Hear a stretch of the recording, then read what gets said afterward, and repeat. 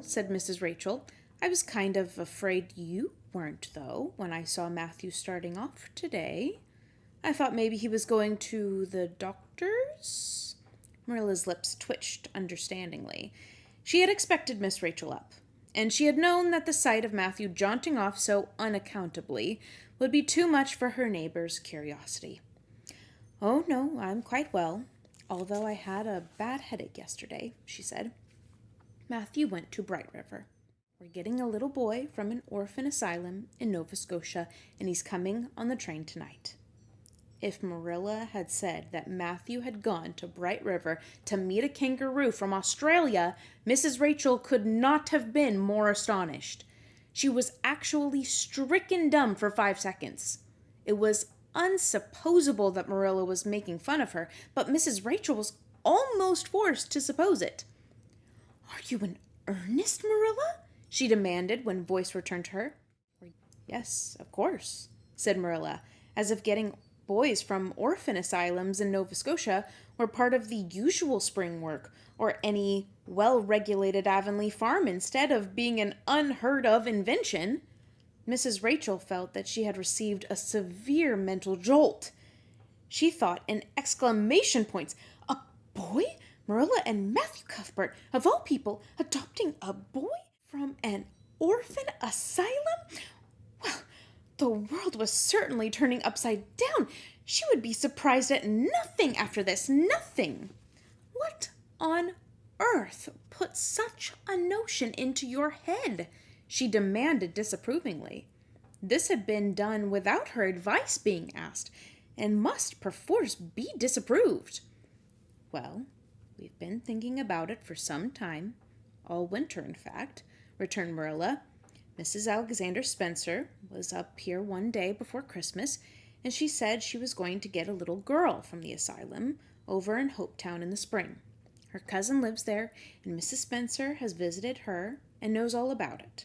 So Matthew and I have talked it over, and off and on ever since. We thought we'd get a boy. Matthew is getting up in years, you know. He's 60, and he isn't so spry as he once was. His heart troubles him a good deal. And you know how desperate hard to get hired help. There's never anybody to be had but those stupid half-grown little French boys, and as soon as you do get one broke into your ways and taught something, he's up and off to lobster canneries or the States. At first Matthew suggested getting a Bernardo boy, but I said no flat to that. They may be all right, I'm not saying they're not, but no London street Arabs for me, I said. Give me a native born at least. There'll be no risk, no matter who we get. But I'll feel easier in my mind when sleep sounder at nights if we get a born Canadian.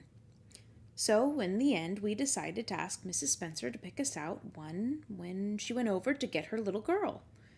We heard last week she was going, so we sent her word by Richard Spencer's folks at Carmody to bring us a smart, likely boy of about 10 or 11. We decided that would be the best age, old enough to be of some use in doing chores right off, and young enough to be trained up proper. We mean to give him a good home and schooling. We had a telegram from Mrs. Alexander Spencer today. The mailman brought it from the station, saying they were coming on the 5:30 train tonight. So Matthew went to Bright River to meet him. Mrs. Spencer will drop him off there. Of course, she goes on to White Sands Station herself. Mrs. Rachel prided herself on always speaking her mind. She proceeded to speak it now, having adjusted her mental attitude to this amazing piece of news. Well, Marilla, I'll just tell you plain that I think you're doing a mighty foolish thing. A risky thing, that's what. You don't know what you're getting. You're bringing a strange child into your house and home. You don't know a single thing about him, nor what his disposition is, nor what sort of parents he had, nor how he's likely to turn out. Why, it was only last week I read in the paper how a man and his wife up west of the island took a boy out of an orphan asylum, and he set fire to the house at night. Set it on purpose, Marilla, and nearly burnt them to a crisp in their beds. And I know another case where an adopted boy used to suck the eggs. They couldn't break him of it. If you had asked my advice in the matter, which you didn't do, Marilla, I'd have said for mercy's sake not to think of such a thing, that's what.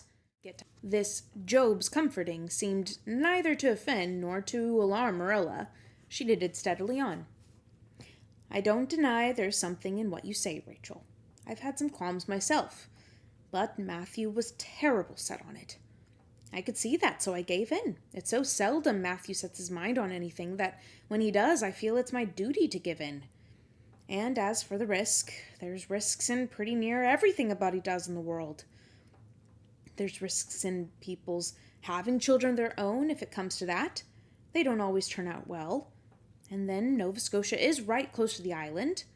If it isn't as if we were getting him from England or the States, he can't be much different from ourselves. Well, I hope it will turn out all right, said Mrs. Rachel, in a tone that plainly indicated her painful doubts. Only don't say I didn't warn you if he burns Green Gables down or puts Stricken in the well. I heard of a case over in New Brunswick where an orphan asylum child did that, and the whole family died in fearful agonies. Only it was a girl in that instance. Well, we're not getting a girl, said Marilla, as if poisoning wells were a purely feminine accomplishment and not to be dreaded in the case of a boy. I'd never dream of taking a girl to bring up. I wonder at Mrs. Alexander Spencer for doing it. But there, she wouldn't shrink from adopting a whole orphan asylum if she took it into her head. Mrs. Rachel would have liked to stay until Matthew came home with his imported orphan. But reflecting that it would be a good 2 hours at least before his arrival, she concluded to go up the road to Robert Bell's and tell them the news. It would certainly make a sensation second to none, and Mrs. Rachel dearly loved to make a sensation. So she took herself away, somewhat to Marilla's relief, for the latter felt her doubts and fears reviving under the influence of Mrs. Rachel's pessimism. Well, of all the things that ever were or will be, ejaculated Mrs. Rachel when she was safely out in the lane, it does really seem as if I must be dreaming. Well, I'm sorry for that poor young one, and no mistake. Matthew and Marilla don't know anything about children, and they'll expect him to be wiser and steadier than that his own grandfather. If so be as he ever had a grandfather, which is doubtful. It seems uncanny to think of a child at Green Gables somehow.